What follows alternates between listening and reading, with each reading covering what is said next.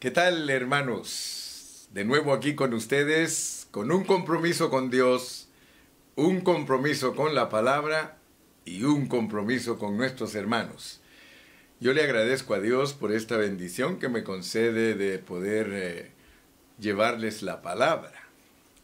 Hoy tenemos como título de El Cristo objetivo al Cristo práctico. O sea que nosotros tenemos que entender que todo lo de Dios tiene proceso.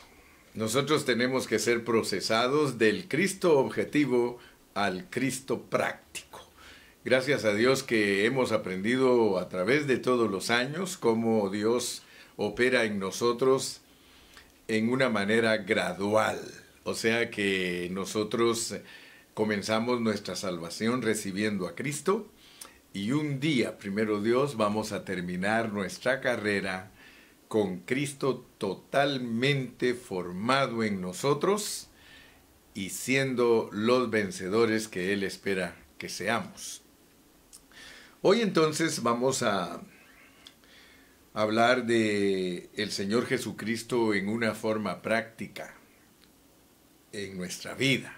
¿Se recuerdan ustedes que el último mensaje fue el Cristo objetivo, el Cristo subjetivo y el Cristo práctico? Hablamos de que la objetividad de Cristo nos lleva a la subjetividad de Él y luego nos lleva a la práctica. Entonces estos asuntos son importantes entenderlos porque el apóstol San Pablo nos implica esas cosas en su epístola a los Colosenses. Y por eso mencionamos que el Cristo objetivo se puede identificar en el capítulo 2 y versículo 2. Dice, para que sean consolados sus corazones, unidos en amor, hasta alcanzar todas las riquezas de pleno entendimiento, a fin de conocer el misterio de Dios el Padre y de Cristo. Entonces ese es el Cristo objetivo. Luego en el 2:20 ya podemos hablar del Cristo subjetivo, porque ahí nos dice, pues habéis muerto con Cristo en cuanto a los rudimentos del mundo, ¿por qué? Como si vivieseis en el mundo, os sometéis a preceptos tales, y luego nos da la lista. Así que podemos ver que hay un Cristo objetivo y un Cristo subjetivo. Y luego en el capítulo 3, versículos del 1 al 4, nos presenta al Cristo expresado o practicado. Si pues habéis resucitado con Cristo, buscad las cosas de arriba, donde está Cristo sentado a la diestra de Dios. Poned la mira en las cosas de arriba, no en las de la tierra, porque habéis muerto, y vuestra vida está escondida con Cristo en Dios. Cuando Cristo, vuestra vida, se manifieste, entonces vosotros también seréis manifestados con Él en gloria. O sea que la practicalidad de Cristo, el experimentar nosotros a Cristo, hace que Él sea glorificado en nosotros, que sea visto. Recuérdense que hemos aprendido que la palabra glorificación es expresión, es agrandamiento, es multiplicación.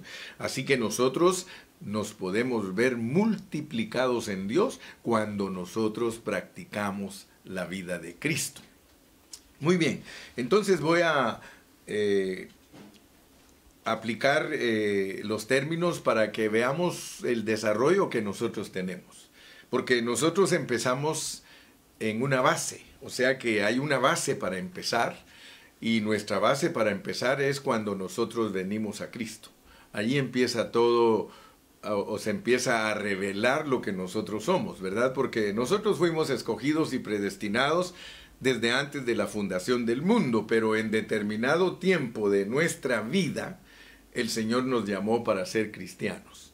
Entonces yo quiero que nos enfoquemos primero en cómo es que apareció el Cristo objetivo en nosotros, cómo Él apareció en nuestra vida. ¿verdad? Cómo el Cristo objetivo se volvió el Cristo subjetivo, porque entró en nosotros. Entonces, lo primero que tenemos que saber es que ese Cristo maravilloso nos muestra todas sus riquezas y nos muestra todo lo que Él ha hecho por nosotros, y nosotros entendemos entonces que el Cristo objetivo sirvió para capturarnos, o sea que nos hizo pensar. Cuando nos predicaron el Evangelio, nos estaban hablando del Cristo objetivo. Y entonces nosotros pusimos atención porque nosotros pertenecemos a esto que Dios se ha propuesto en su corazón. Tú le pertenecías al Señor Jesucristo, por eso tú respondiste al llamado que Él te hizo por medio de la predicación del Evangelio. Y es bien tremendo el asunto con nosotros, porque tú y yo sabemos que cuando Dios nos empezó a llamar, alguien nos empezó a explicar de que el Señor Jesucristo murió por nosotros, de que teníamos condenación y que la ley nos condena porque por cuanto todos pecaron están destituidos de la gloria de Dios. Acuérdate un momentito de cuando te evangelizaban.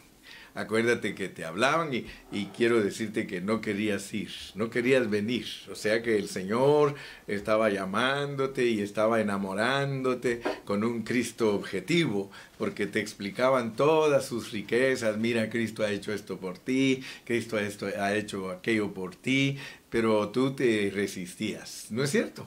Nos resistíamos porque nosotros no somos muy suavecitos. Nosotros dicen por ahí que somos huesos duros de roer.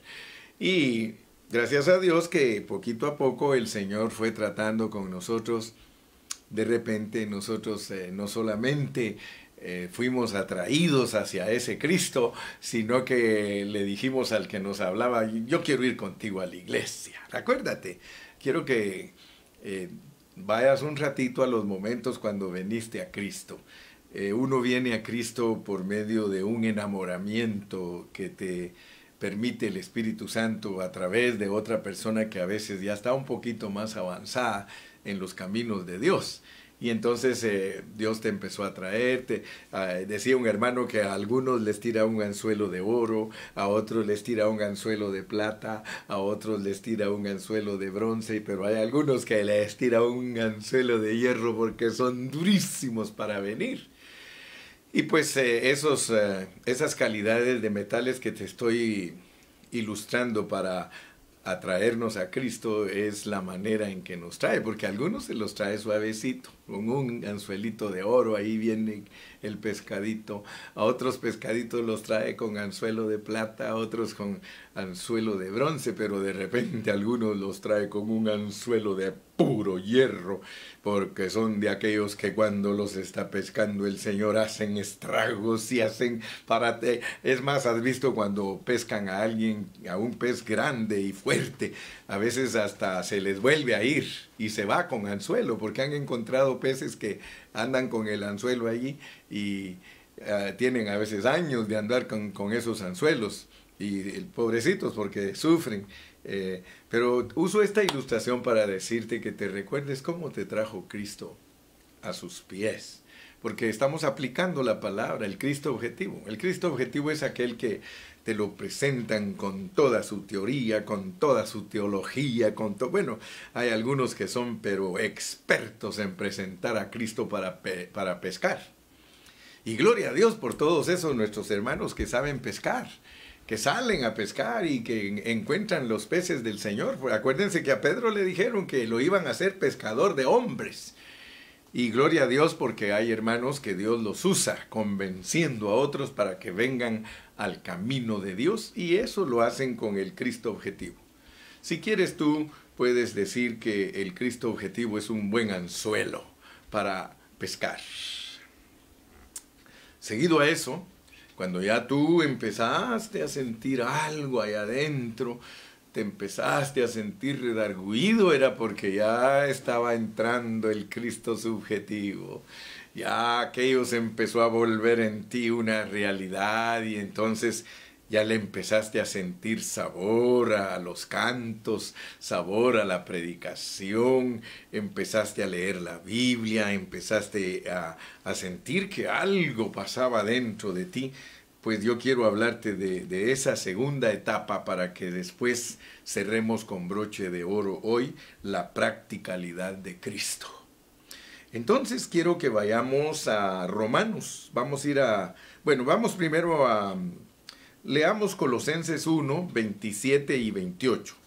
Colosenses 1, 27 y 28. Y quiero que pongas atención, me vas a decir qué preposición sobresale aquí. Hay una preposición que sobresale aquí en estos dos versículos y yo quiero que tú la alcances a ver, porque vamos a empezar a hablar de cómo es que entró Cristo adentro de ti, para que tú ahora tengas un Cristo subjetivo que sale desde adentro y que te redarguye desde adentro y que te marca desde adentro. Dice, a quienes Dios quiso dar a conocer las riquezas de la gloria de este misterio. Y este misterio dice, entre los gentiles. Esta es una palabra exclusiva para las naciones. O sea que a las naciones es a las que Dios les declaró Cristo en vosotros, la esperanza de gloria. Mira qué tremendo, porque para los gentiles no es la ley. O sea que a nosotros Pablo no nos predica la ley. El apóstol Pablo fue muy cuidadoso porque él fue el apóstol escogido por Dios para llevar la palabra a los gentiles. Y entonces él dice, a quienes Dios quiso dar a conocer. Te hablé que alguien te pescó, te hablé que alguien te explicó algo de Cristo, porque ese es un misterio. Ese misterio de Cristo te lo empezaron a explicar y ese misterio es exclusivo para ti. Quiero que sepas que Dios preparó tu corazón desde antes que nacieras. Preparó tu corazón para que cuando te hablaran de Cristo, tú fueras cautivado. Mira que en las naciones no funciona el andar predicando la ley. Hay muchos hoy que se han dedicado a andar predicando la ley en las naciones. No, hermanos, y comenzando que les quieren enseñar hebreo. Mira, yo, gracias a Dios que hablo un poco de inglés, pero cómo me ha costado, porque un segundo idioma, ¿cómo cuesta, hermano? No es fácil que uno viene aquí de otro país y de repente uno quiere hablar en inglés y siente que se muerde la lengua. Gracias a Dios que con los años yo he aprendido un poquito inglés y ya puedo. Los que aprenden bien inglés son los que nacen aquí o los traen chiquititos, porque el que está chiquito, él puede captar las palabras bien y las puede pronunciar. Te estoy diciendo esto porque a los gentiles es a los que Dios les preparó su corazón para que cuando oyeran el mensaje de Cristo, de Jesús, ellos fueran cautivados. A nosotros no nos predicaron a Yeshua, a nosotros nos predicaron a Jesús, aunque los mesiánicos y los judíos digan que se dice de otra manera, como dijo aquel día un hermano, I don't care. En realidad a mí no me preocupa cómo se llama en hebreo el Señor, ni cómo se llama en griego. A mí lo que me importa es cómo se llama en español, porque Él fue el que me cautivó. A mí me cautivó Jesucristo. Quiero decirte que me predicaron a Jesús y cuando yo acepté a Cristo lo hice genuinamente porque lloré y me entregué de corazón al Señor. Así que a mí no me puede decir alguien que se equivocaron en predicarme. Aquí dice, a quienes Dios quiso dar a conocer las riquezas de la gloria de este misterio entre las naciones, que es Cristo en vosotros, la esperanza de gloria. Yo le doy gracias a Dios que me predicaron un día a Cristo, porque ese Cristo me cautivó. Ahora dice, a quien anunciamos amonestando a todo hombre y enseñando a todo hombre en toda sabiduría, a fin de presentar en Cristo Jesús, escucha bien, de presentar en Cristo Jesús a todo hombre. ¿Notaste que primero nos dice en el versículo 27, Cristo en vosotros? Cristo en vosotros. Te dije que hay una preposición que sobresale. Cristo en vosotros. A nosotros los gentiles nos tienen que dar a Cristo para que esté en nosotros. Y el versículo 28. A fin de presentar perfecto en Cristo. Fíjate, ahí hay una diferencia.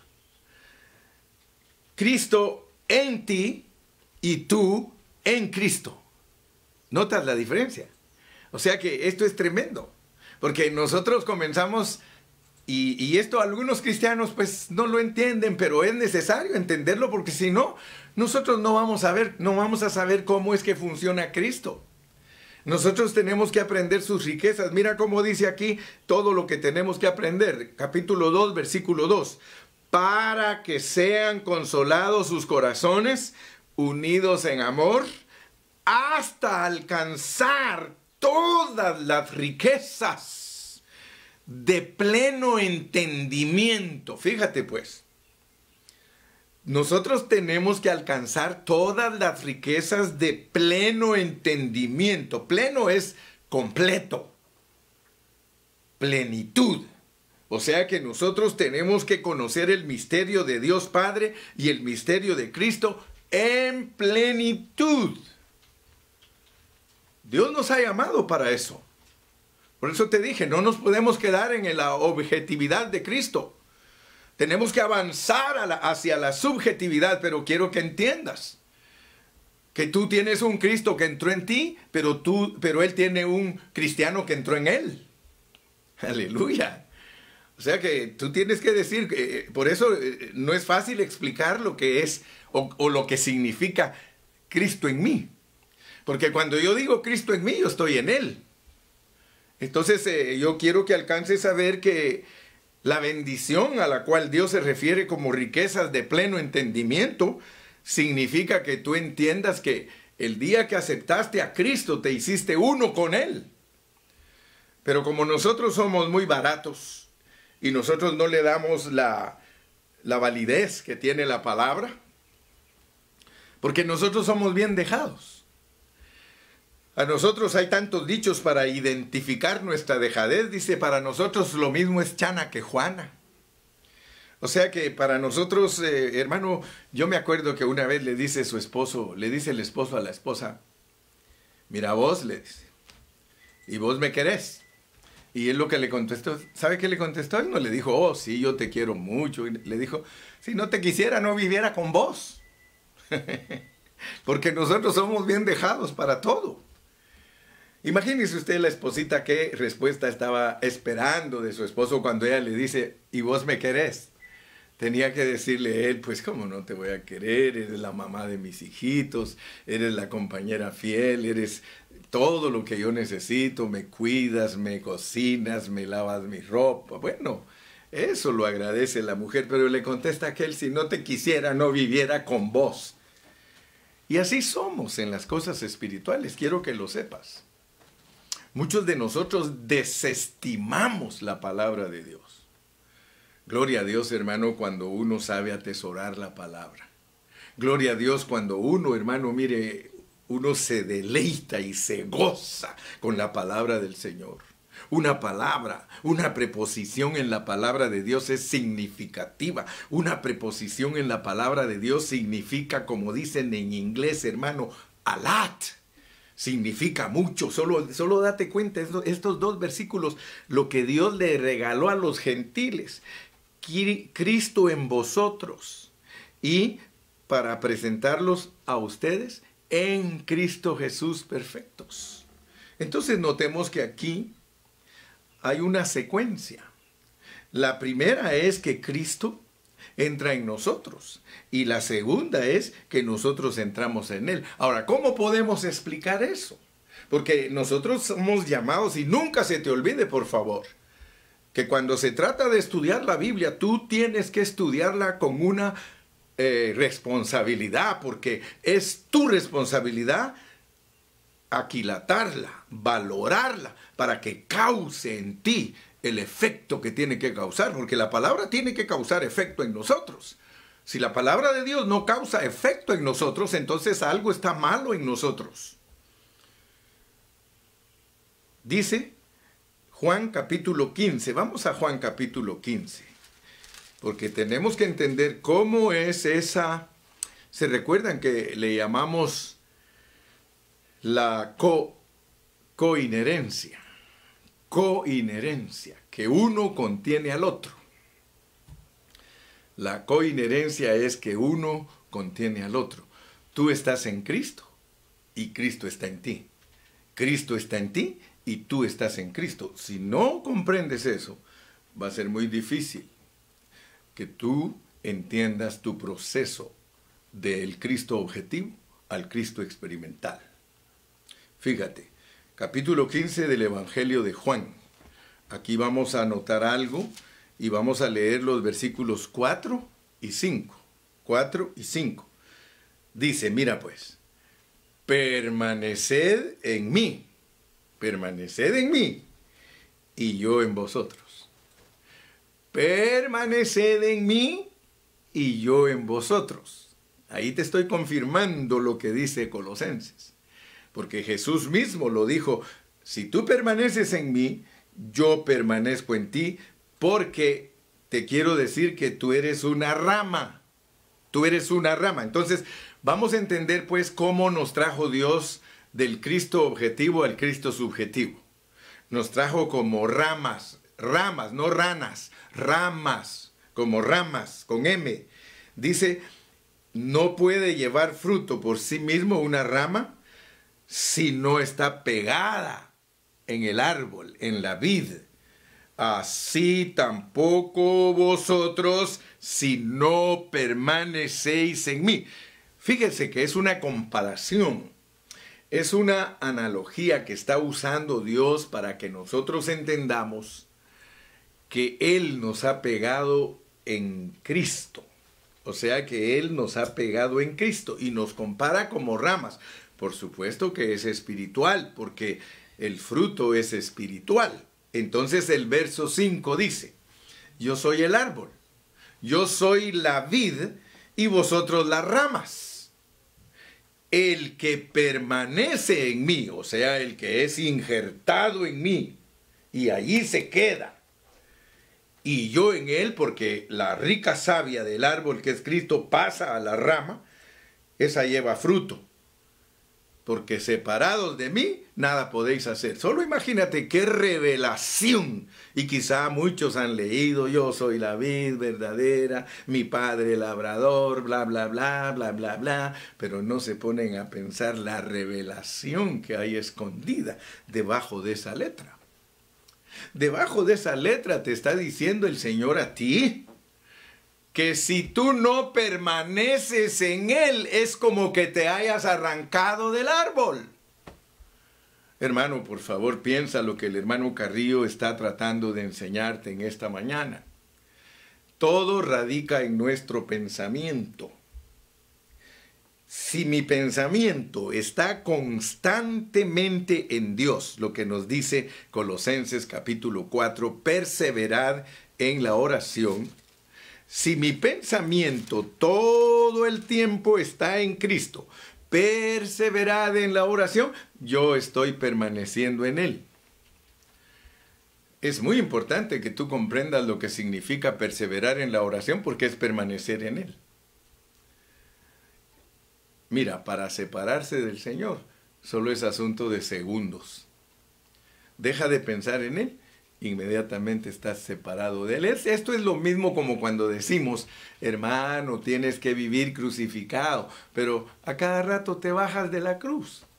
Ay, Señor, sí es cierto que soy cristiano, y ahí vas otra vez y a crucificarte. Pero de repente te hacen algo, te prueba Dios o algo, ahí vas para abajo de la cruz. Pues quiero que sepas que la misma forma es con permanecer en la vid. Cada vez que tú dejas de pensar en Dios, en ese momento te arrancas de la vid. Ahora, ¿qué sucede con una rama que cada día la están arrancando de donde la injertaron? ¿Tú crees que algún día va a dar fruto? No, todo el tiempo va a estar muerta.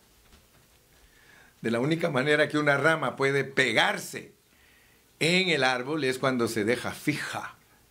Y tú sabes, al ratito vamos a hablar de eso, porque es importante que entendamos la secuencia. Permaneced en mí y yo en vosotros. Permaneced en mí y yo en vosotros. Dicho en otras palabras, a Cristo entras tú, pero te debes de quedar ahí. Si yo entro a Cristo y Cristo entra en mí, somos uno, pues más me vale que permanezca ahí. Ahora, ¿cómo fue que tú entraste a Cristo? Porque vamos a ir por pasos, te dije. Tú entraste por medio del bautismo. Cuando uno empieza a creer en Cristo, hermano, Dios empieza a trabajar dentro de uno. Y cuando ya tú expresaste que te querías bautizar en agua, entonces en ese momento que Dios te permitió bautizarte en agua, yo quiero que tú sepas lo que pasa cuando uno se bautiza en agua. Vamos a ir a Mateo. Vamos a Mateo 28. Mateo capítulo 28, versículo 19. Ahora, yo no voy a discutir, yo no me voy a poner a pelear con ningún hermano, porque lo peor que me puede pasar a mí es ponerme a discutir y no entender lo que dice la Biblia. Pero yo quiero que tú veas, dice Mateo 28, 19, para que entiendas cómo iniciaste tu vida cristiana. Por tanto, id y haced discípulos a todas las naciones. Hablamos de que Colosenses dice que el misterio de Dios Padre y Dios Hijo es para las naciones, para los gentiles. Por tanto, id y haced discípulos a todas las naciones, bautizándolos en el nombre del Padre y del Hijo y del Espíritu Santo. Yo te pregunto a ti, ¿tú eres judío, hermano? ¿Y eres judío? Hablando sinceramente, cuando tú viniste a Cristo, ¿eras judío? No, nosotros venimos a Dios como gentiles, como naciones. Entonces, cuando el Señor Jesucristo dio el mandamiento que fuéramos todos los discípulos de Él, a ser más discípulos, dice, por tanto, id y haced discípulos a todas las naciones, a México, a Guatemala, a Chile, a Brasil, a Honduras, a Panamá, a Colombia, Ecuador, Venezuela, Argentina, todos los que no somos judíos. Y allí dijo que hicieran discípulos y que los bautizaran en el nombre del Padre y del Hijo y del Espíritu Santo. Pero quiero decirte, por favor, tranquilo, porque yo no estoy hablando de una fórmula que usa un grupo, porque yo podría irme a Hechos 2:38 y hablarte también de otra. Voy a ir también, pero no es para pelear, por favor, Hechos 2:38, 2:36 me parece, o 2:38. Vamos a Hechos, para que tú veas cómo funciona la Biblia. La Biblia no la falsees, porque si la falseas vas a resultar desunido del cuerpo de Cristo, vas a resultar haciendo tus propias doctrinas y te vas a dividir del cuerpo de Cristo. Hechos 2, versículo 38.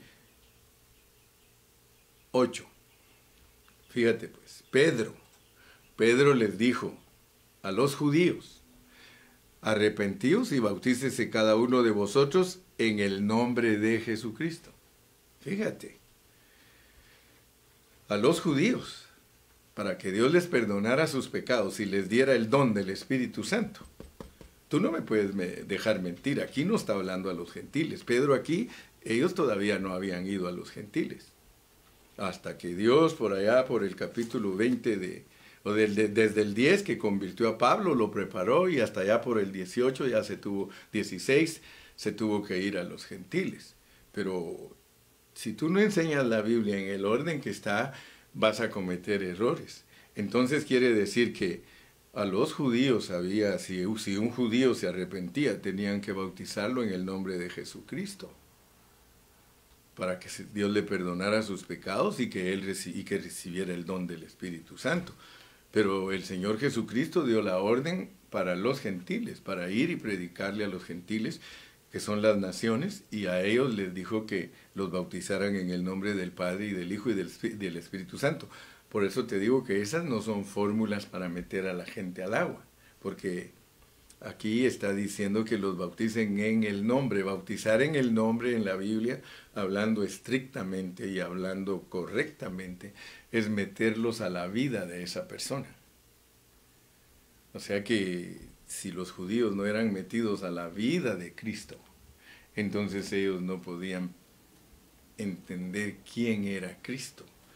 Para que tú entiendas quién es alguien, te tienes que hacer uno con esa persona. Tú no me puedes entender a mí mis enseñanzas ni nada si no te metes a mi pensamiento, es decir, no pones atención a lo que yo siempre estoy enseñando.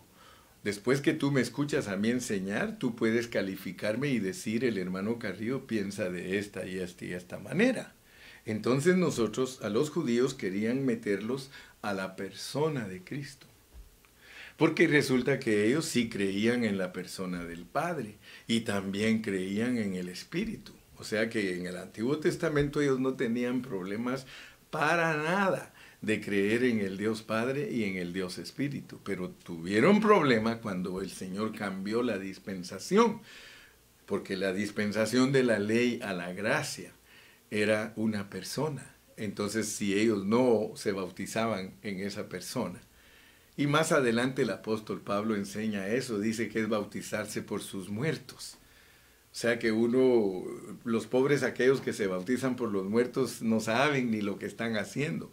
Bautizarse, cuando Pablo usó el argumento de bautizarse por los muertos en los Corintios, estaba hablando de eso. Estaba hablando de que si yo creo en lo que hacía mi tío, yo me bautizo en el nombre de mi tío y yo soy igual a mi tío. Si yo me bautizo en una persona es porque yo estoy teñido de la vida de esa persona. Cuando un hijo es obediente e imita a su padre, está bautizado en su muerto si ya se murió. Entonces entendamos que bautizarse es teñirse, es empaparse, es impregnarse de aquello. Estoy hablando de esto porque es importantísimo que nosotros entendamos cuál es la unión que hemos adquirido con Dios, porque en Cristo, si nosotros decimos que estamos en Dios y que estamos en Cristo y que Cristo está en nosotros, allí hay producida una unidad. Y esa unidad es la que nos muestra lo que nosotros estamos experimentando. Ahora, piensa pues, porque te dije que no podemos hablar de la triunidad de Dios en una forma descuidada ni irresponsable, ni mucho menos sin regulación. Porque resulta que a los gentiles Dios nos revela ese nombre. O sea que dice que nos bauticen en ese nombre. Nosotros los gentiles tenemos que aprender quién es el Padre Celestial, quién es el Hijo y quién es el Espíritu, y nos tienen que empapar, impregnar de todas esas enseñanzas, porque son enseñanzas. Mira cómo dice el verso 20, enseñándoles que guarden todas las cosas que os he mandado. Y he aquí, yo estoy con vosotros todos los días hasta el fin del mundo. Ese Dios, Padre, Hijo y Espíritu, es el que está dentro de los gentiles. Ese es el misterio, porque es el misterio de Dios Padre y el misterio de Dios Hijo por el Espíritu. No hay pierde, no. Colosenses no nos está hablando de ninguna otra cosa diferente a esta. Nos está hablando de que nosotros tenemos que ser bautizados. Tenemos que conocer que el Padre es la fuente de toda la bendición para nosotros, que el Hijo es el conducto para que Dios Padre logre todo lo que se ha propuesto y de esa manera lo ejecuta en nosotros por medio del Espíritu Santo. Pero no son tres dioses. Que quede clarísimo, nosotros los cristianos no tenemos tres dioses. Nosotros los cristianos lo que entendemos es que Dios pasa por un proceso para bendecirnos. Dios, pero Él quiere que entendamos ese proceso. Él quiere que le echemos mano a ese proceso. Mira lo que es que el Cristo objetivo se vuelva Cristo subjetivo si en nosotros no ha tomado posesión el Padre, el Hijo y el Espíritu, porque no son tres dioses. Es un Dios que pasó por un proceso para poder volverse dentro de nosotros el Cristo subjetivo. O sea que el Cristo subjetivo para nosotros es el Padre y el Hijo viviendo dentro de nosotros por el Espíritu Santo. O sea que ese Espíritu es el que tiene adentro al Hijo y al Padre, porque no son tres dioses. Entonces, por favor, hermanitos, aquellos que nos acusan y nos dicen, es que ustedes creen en tres dioses, ¿no será que ustedes no han entendido la sucesión, no han entendido la secuencia del bautismo? ¿No será que ustedes en Hechos 2:38 no han entendido que allí se habla al pueblo judío y que en los evangelios se habla a los gentiles? Si no sabes hacer la diferencia entre judío y gentil, vas a vivir una mezcla.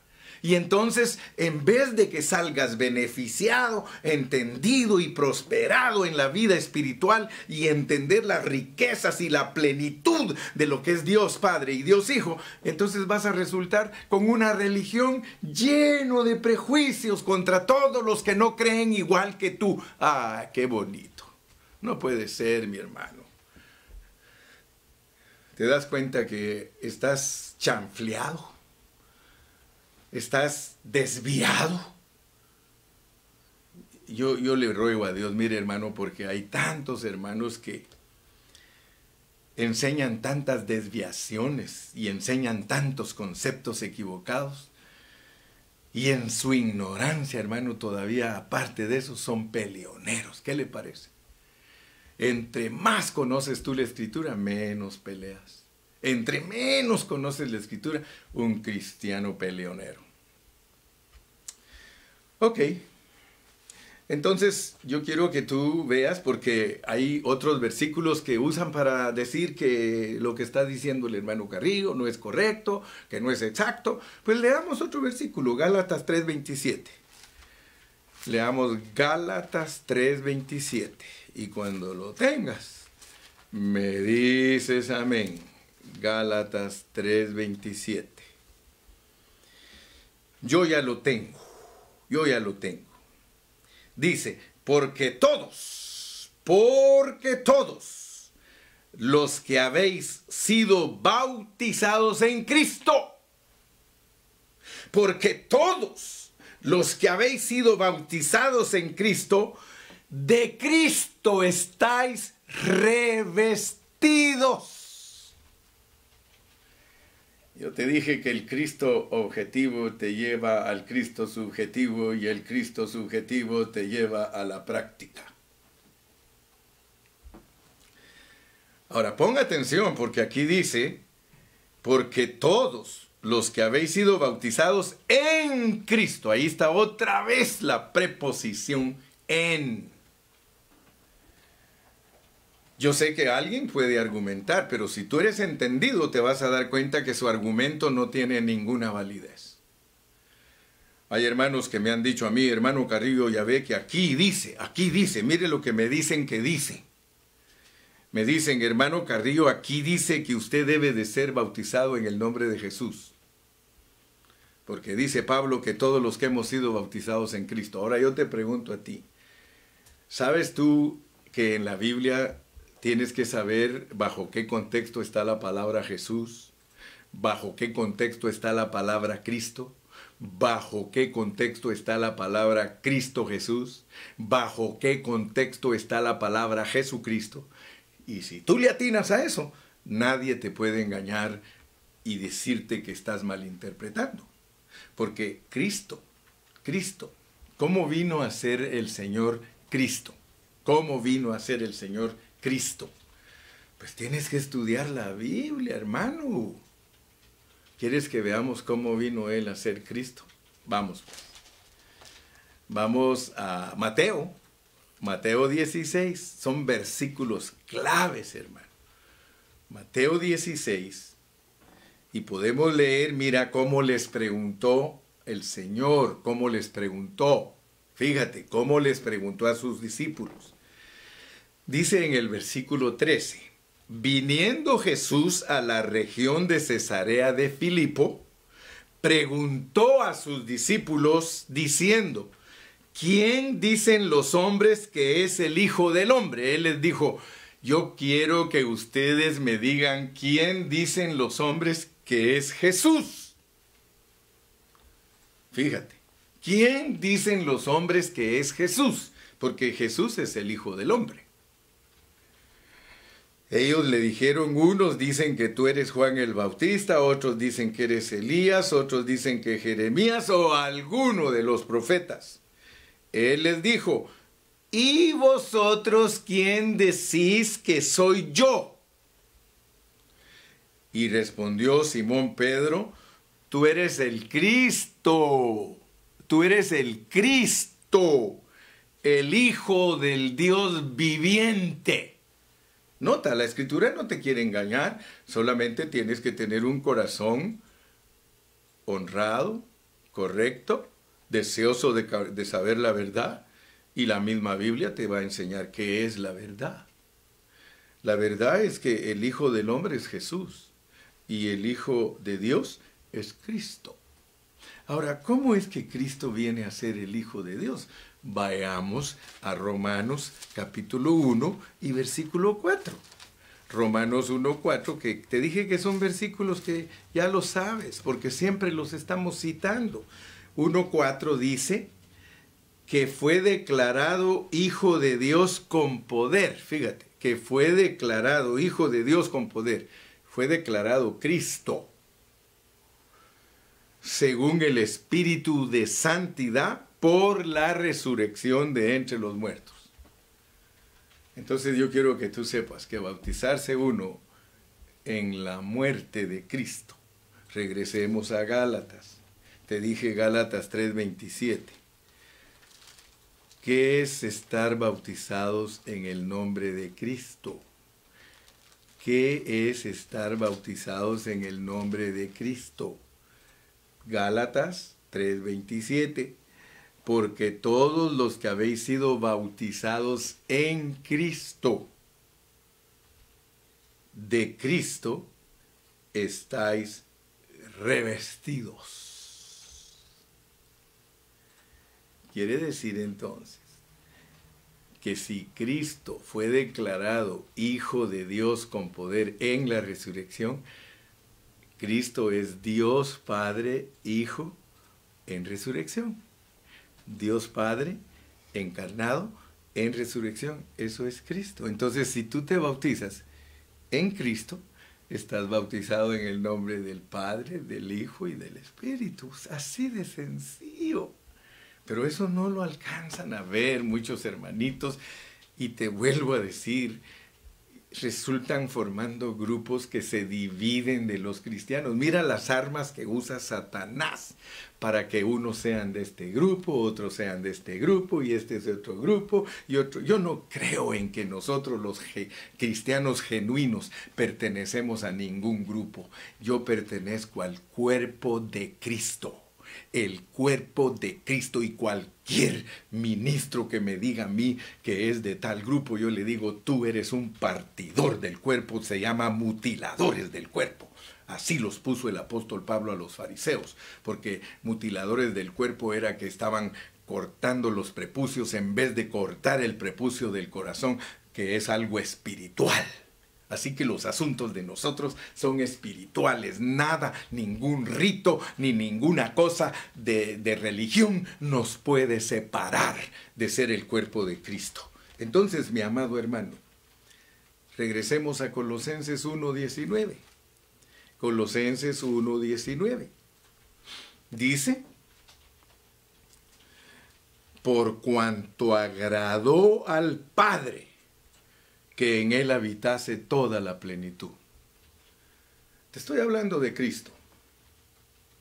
Cuando estamos hablando de Cristo, estamos hablando del Padre, del Hijo y del Espíritu Santo. A Dios le plujo, dice, pero te das cuenta que al agarrar al revés la Escritura, uno resulta predicando al revés. Predicar correctamente es que en Cristo habitaba toda la plenitud. O sea, por eso el Señor Jesucristo podía decir, el que me ha visto a mí, ha visto al Padre, porque el Padre y yo uno somos. El Padre está en mí y yo estoy en el Padre por el Espíritu. Lo que te dije entonces que tú tienes que entender. Así que el Cristo subjetivo es, yo estoy en Cristo y Cristo está en mí. Mira qué lindo. A veces hemos repasado los conceptos y tú crees que ya terminó de predicar el hermano Carrillo, pero no, date cuenta que hay que dar mucha explicación. Mucha explicación. Entonces, Yo quiero que tú sepas que la muerte de Cristo y Cristo son inseparables. La muerte de Cristo y su persona son inseparables. Así como Cristo dijo, yo soy la resurrección. La resurrección es inseparable de Cristo. Cuando Él dijo, yo y el Padre uno somos, el que me ha visto a mí ha visto al Padre, inseparable el Padre del Hijo. Por eso Él dice, el que tiene al Padre tiene al Hijo, el que tiene al Hijo tiene al Padre. De la misma manera, cuando el Señor habla de su muerte, son cosas que le corresponden estrictamente a Él. Él, así como Él dice, yo soy la resurrección, Él puede decir, yo soy la muerte. Pero no te estoy hablando de esas tonteras de que por ahí andan unos que entonces adoremos a la Santa Muerte. No, lo que está diciendo el Señor es que el elemento muerte es el que Él usa para poder producir resurrección. Entonces Cristo, como el elemento muerte en ti, porque es Él el que murió, entonces produce en ti resurrección. Entonces, bautizados en Cristo, fuimos bautizados en su muerte. Recibimos el aspecto terminador del bautismo. ¿Sabes que el aspecto terminador del bautismo es la muerte? Cuando nosotros fuimos al bautismo en agua, que es un símbolo, nosotros simbólicamente estamos diciendo, me muero para el mundo. Y cuando nos sacan del agua, vivos para Cristo, en resurrección. Yo espero que en esta mañana estés captando lo que significa del Cristo objetivo al Cristo subjetivo para practicar. Porque, aunque me quedan todavía unos minutitos, cuando me miras que miro a la derecha es que miro el reloj. Algunos creen que estoy viendo a alguien. Aquí tengo un relojón a la par mía. Así que si tú ves que volteo a la derecha es porque estoy consultando el reloj. No vas a creer que es un tic nervioso o algo. Entonces voy a terminar diciendo lo que es la vida práctica. Ahora sí ya me comprendes lo que es estar revestido. Estar revestido es que se extendió el vestido de tu espíritu a tu alma y ahora lo puedes exhibir. ¿Cuál es el resultado de que entiendas que del Cristo objetivo te pasaste al subjetivo? El resultado es tu práctica. ¿Y cuál es la práctica? Aquí la tienes. Aquí la tienes. Nosotros podemos realmente darnos cuenta aquí en el capítulo 2 de Colosenses. Dice del versículo 12 en adelante hasta finalizar el capítulo 4, te muestra toda la práctica de la vida subjetiva de Cristo. Dice, vestíos pues como escogidos de Dios. Tú fuiste escogido de Dios desde antes de la fundación del mundo, vístete como tal. Santo y amado, eres santo porque estás apartado del mundo, y amado eres como Daniel. Daniel era muy amado y Dios le revelaba su palabra. Eres misericordioso, eres bondadoso, eres humilde y eres manso. Esa es la práctica. Entonces quiere decir que tú no me puedes presumir a mí y decirme que estás revestido si estas características no se ven en tu vida. Entonces no estás practicando el Cristo objetivo y subjetivo. Estás practicando tu carne. Dice en los versículos anteriores, despojaos del viejo hombre.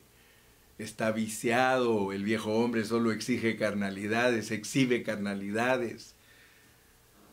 Me llama tanto la atención porque cuando estudiamos lo que es la iglesia universal y lo que es la iglesia local, aprendimos que la iglesia universal es una iglesia que no tiene problemas, que los problemas pertenecen a la iglesia local, y mira el mismo pensamiento, soportándoos unos a otros. Es necesario en la vida de la iglesia local estar revestidos porque estamos llenos de problemas, y no te preocupes si la iglesia local así la reveló Cristo, como una iglesia llena de problemas, tanto que la hemos comparado con el arca de Noé, que apesta ahí, está lleno de malos olores. ¿Por qué? Porque nosotros somos personas problemáticas, pero gracias a Dios que Pablo en otra epístola nos dice que es necesario que entre nosotros hayan disensiones para que se manifieste quién está aprobado y quién está desaprobado.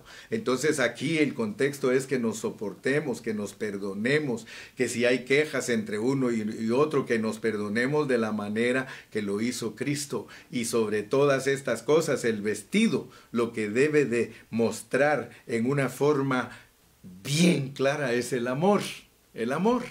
Así que si nosotros no somos las personas que exhiben amor, no podemos decir que estamos en la practicalidad, estamos en la derrota, estamos en el hombre carnal, estamos en la vestidura del hombre viejo. Y la paz de Dios gobierne. Me gusta una versión que dice que y el árbitro de Dios gobierne. ¿Sabías tú que la paz es el árbitro? Esa palabra es tremenda. La paz es árbitro. ¿Quién es el que pone en paz a los jugadores que se golpearon el uno con el otro y que ahí están viendo cómo se dañan y que el partido hay que estarlo parando porque están peleando esos dos? El árbitro, la paz. Acuérdate, la paz es un árbitro. Cuando tú quieras dejar que tu carne salga, acuérdate de que tienes un árbitro dentro de ti.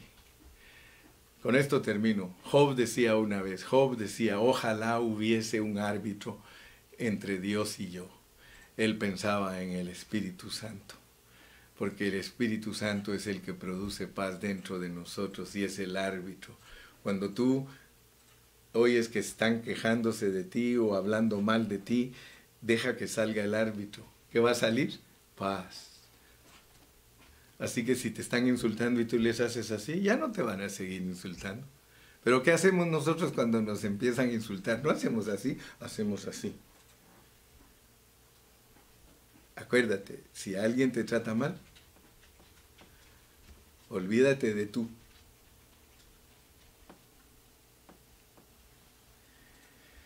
Padre Celestial, te doy gracias en esta preciosa mañana porque una vez más me has ayudado para disertar tu palabra.